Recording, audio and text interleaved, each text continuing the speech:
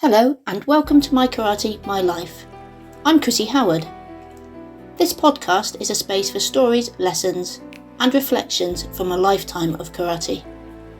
I've spent over 4 decades training, teaching and learning, not just how to move but how to grow.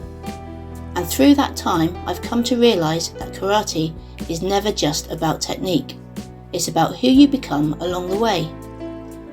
In this podcast I'll be sharing personal stories from my journey, the challenges, the doubts, the lessons that have stayed with me and the moments that shaped not only my karate but my life. We'll talk about confidence, about fear, about resilience and about what it really means to keep going even when things feel difficult. Some episodes will be quiet reflections, some will be lessons from the dojo and some will be conversations with others walking their own martial path. This isn't about being the best, it's about showing up, learning and continuing, no matter where you are on your journey. Whether you've trained for years or you've never stepped into a dojo, I hope something here speaks to you. So thank you for being here and I look forward to sharing this journey with you. Hi everyone and welcome back to My Karate, My Life podcast. I'm Chrissie Howard and this is episode 9. Wherever you're listening from today, thank you for being here. Grab a coffee, settle in, and let's begin. Or, should I say, hajime. One thing karate has taught me over the years is that progress is rarely linear. We often imagine growth as neat and structured, gradings, belts, competitions, achievements. But the reality is that true development often happens in messy seasons. The weeks where everything feels slightly chaotic, the weeks where you are juggling responsibilities, adapting, planning, recovering, problem solving, and simply trying to keep moving forward. In Japanese Budo, there is a concept called shugyo, difficult training, or disciplined practice through adversity. Not just physical hardship, but the shaping of character through persistence. Sometimes that adversity comes through training. Sometimes it comes through injury, sometimes through responsibility, and at the moment I feel very much in a season of shugyo. Running a dojo is something many people only see from the outside. They see the classes, the gradings, the social media posts, the os moments, and the students lined up in crisp white dogis. What they perhaps do not see is the endless background work involved in keeping a club healthy, safe and growing. Safeguarding, risk assessments, venue bookings, committee meetings, future planning, insurance, student welfare, communication, organisation, conflict management, encouragement and leadership. The reality is that a dojo is not simply built on techniques. It is built on people, and perhaps that is why forming a committee feels so important to me. Karate, despite often appearing individual, is deeply collective. Traditional arts survive through community. There is also something fascinating psychology about teaching such varied groups of people. This week alone, I've been teaching children in primary schools, students in my regular dojo, and working with dementia groups through hospice care Northumberland. And yet the essence of karate remains remarkably consistent. Movement, connection, presence, breathing, confidence, memory, and rhythm. Modern neuroscience increasingly shows us how important movement is for cognitive health and emotional well-being. Cross-body movement patterns, balance work, coordination drills, and rhythmic repetition all stimulate different areas of the brain. Karate contains all of these things naturally. Even simple kata practice engages memory systems, spatial awareness, timing, emotional regulation, and concentration simultaneously. In many ways, traditional martial arts were unknowingly developing neurological resilience long before modern science began studying it. And perhaps that is part of why karate can remain valuable throughout an entire lifetime. My ankle injury has certainly forced me to reflect on that. To be honest, it's been incredibly difficult. A ruptured tendon sounds bad enough on paper, but the reality of living with it daily, teaching, standing, moving, pivoting, has been genuinely exhausting at times. Pain changes you mentally as much as physically. One of the hardest things for a martial artist is identity disruption. When movement has been part of who you are for decades, injury can feel deeply personal, almost like betrayal from your own body. But injury also teaches us humility. It reminds us that karate is not simply about performance, it's about adaptation. There is another Japanese concept I think about, gambaru. To endure, persist, and keep going despite difficulty, not dramatically, not loudly, simply with quiet determination. At the moment, my training may look different. My attendance at seminars may be reduced. My body may be forcing me to slow down, but my karate is still evolving. Sometimes growth comes through intensity, and sometimes it comes through stillness. I think this is especially important for long-term practitioners to hear. Karate is not only for the years where your body feels invincible. If we are lucky, karate becomes something deeper than athleticism. It becomes a framework for living, a way of carrying yourself, a way of responding to challenge, a way of treating others, a way of continuing forward when things hurt, physically or emotionally. And despite everything, the paperwork, the travel, the organisation, the pain, the future planning, I can honestly say this: I am very karate busy at the moment, and that makes me very happy. Because after all these years, I still feel the same excitement stepping into a dojo. I'm still curious, I'm still learning, I'm still grateful. And perhaps that's the real gift of lifelong practice. Alongside all of this, I have also recently taken on a safeguarding lead for Kanzen Karate England. Interestingly, this feels like a very natural progression for me because safeguarding has already been a huge part of my professional life since returning from Japan in 2018. That's when I began working in safeguarding for the local authority. People sometimes separate karate from the wider responsibilities of care, well-being and protection, but for me they are deeply connected. A good instructor does not simply teach technique. A good instructor creates an environment where people feel psychologically safe as well as physically safe, where children can develop confidence, where vulnerable people feel supported, where boundaries are respected, and where discipline is balanced with compassion. Traditional martial arts often speak about character development, but character is not built through words alone. It's built through responsibility and accountability. Safeguarding is not an extra, it is part of modern Budo. And I'm genuinely proud to be trusted with the responsibility within Kanzen Karate England. I'm also incredibly excited to be coaching alongside Christine Pullen Sensei at the WUKF Scottish Open on the 6th of June. One thing I love about events like this is the atmosphere surrounding competition karate. Yes, there is pressure and nerves and intensity, but there is also community, encouragement and shared passion. Competition reveals fascinating aspects about human psychology. Under pressure, the brain naturally narrows focus. Adrenaline increases heart rate, changes perception of time and affects fine motor control. This is why repetition in training matters so much. Under stress, we do not rise to the level of our expectations. We fall to the level of our preparation. That is why traditional karate training relies so heavily on repetition. Not to create robots, but to create reliability under pressure.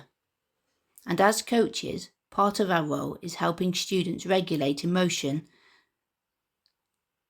as much as technique. Breathing, composure, confidence, and emotional control all influence performance.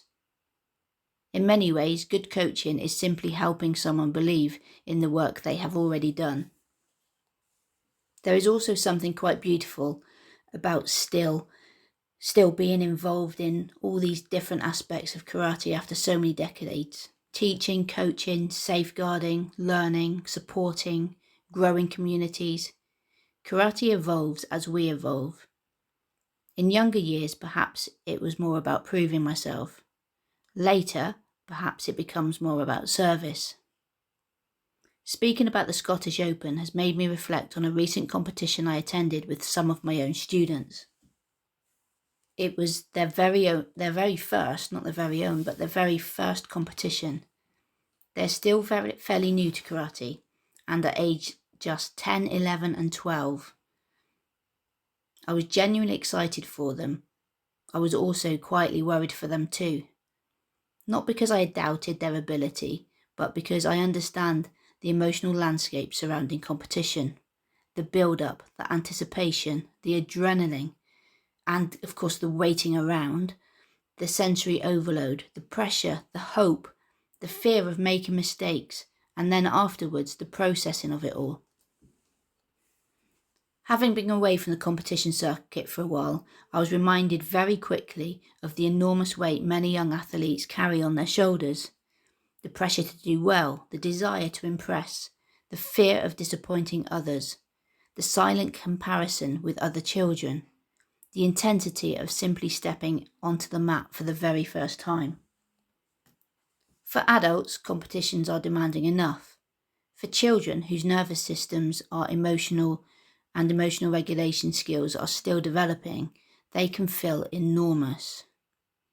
One of my own students, alongside some others that day, experienced a significant level of overwhelm after competing.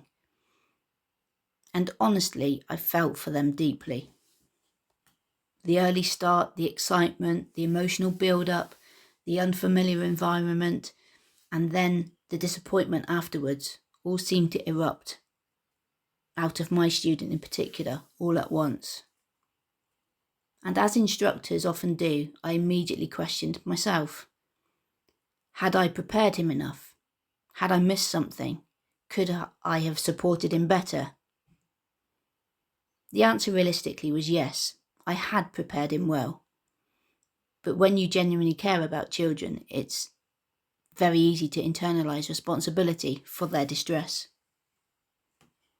To try and support the students positively, I organised a post-competition debrief away from the crowd and noise. I wanted them to have space to talk honestly about how they felt. Not just about medals or performance, but about nerves, pressure, disappointment, embarrassment, overwhelm, and perhaps most importantly, I wanted them to know that feelings are allowed, because dysregulation in young athletes is not automatically bad behaviour. That distinction matters enormously. On the evening after returning home from the competition, I found myself still reflecting on the day. Rather perfectly timed, a friend shared a video online. This friend works extensively in behaviour, SEND, inclusion and emotional well-being, with decades of experience supporting children, parents and families. And the message she shared stopped me in my tracks. She spoke about how children get labelled difficult, when actually they are emotionally equipped. That some children do not yet possess the internal tools to manage disappointment, shame, frustration, anxiety and/or overwhelm. And that behaviour is often not defiance at all. It is communication. I thought that was incredibly important because in karate, particularly in traditional environments, there can sometimes still be an outdated expectation that children should simply toughen up, control themselves instantly, or suppress emotion. Neuroscience tells us something very different. When a child becomes emotionally overwhelmed, the nervous system shifts into survival mode. The thinking part of the brain, the prefrontal cortex, responsible for reasoning, impulse control and emotional regulation, becomes less accessible. The child is not calmly choosing behaviour in the way adults often imagine. They are reacting from stress physiology, fight, flight, freeze, shut down, tears, anger and withdrawal. And in sporting environments where adrenaline is already elevated, these responses can intensify dramatically. What struck me the most about my friend's words was this idea. Emotionally resilient children are not children who never struggle emotionally. They are children who slowly learn, this feeling is uncomfortable but survivable. That is such an important distinction. Confidence is not the absence of nerves. Resilience is not the absence of emotion. Mental strength is not emotional suppression. True emotional development comes from learning how to experience discomfort safely. So not just to experience discomfort safely, but to recover from it and to continue forward. And actually, when taught well, karate can be one of the most powerful environments for learning exactly that. A good karate teacher is not simply teaching punches and kicks. They are helping children navigate frustration. They're helping children to manage nerves, how to handle correction, experience failure safely, to learn patience, to develop emotional recovery, build self-awareness, regulate breathing under pressure, and to persist through difficulty. That is enormous work. And it is why safeguarding, emotional well-being and coaching cannot be separated from martial art instruction, especially with children. Following the competition debrief, a couple of things happened. Firstly, I was overwhelmed with the emotional intelligence, openness and confidence that the boys spoke and how they spoke so freely to me. I felt genuine pride for all of them. So I decided to write guidance for them and for parents about preparing for competition emotionally and psychologically, not just physically, because physical preparation alone is incomplete. A child can know their kata perfectly and still feel completely overwhelmed by the environment surrounding competition. Preparation also means understanding nerves, sleep, routine, expectations, recovery, hydration, nutrition, breathing, emotional processing and self-talk, and importantly, understanding that disappointment is not failure. Sometimes the greatest lesson from competition is not winning at all. Sometimes it is simply learning. I survived this experience and I can grow from it. I think this understanding is something karate desperately needs more of. Not softer standards, not lower expectations, but deeper understanding. Because behind every bow onto the tatami is a human being carrying an entire nervous system, emotional world and personal story within them. And if we truly believe karate is about lifetime development, then surely part of that development must include emotional intelligence, compassion and psychological safety alongside physical skill. If you'd like to know more about Jo's work, you can follow her on TikTok at walkers.therapy or www.walkerstherapy.co.uk. I find her work invaluable as a karate teacher, not as a parent, but as a karate teacher. I think she has something for everybody about how we can understand and support children better in many, many environments. Thank you for spending time with me today. I hope something in this episode gave you a little encouragement, a new perspective, or perhaps a reminder to keep moving forward, even when the path feels difficult. Martial arts has taught me that strength isn't about being fearless or perfect, it's about showing up. It's about continuing to learn and finding the courage to begin again every single time we fall. So wherever you are on your journey right now, keep going. Small steps are still steps forward. Thank you for listening, and I'll see you next time. Take care and keep training.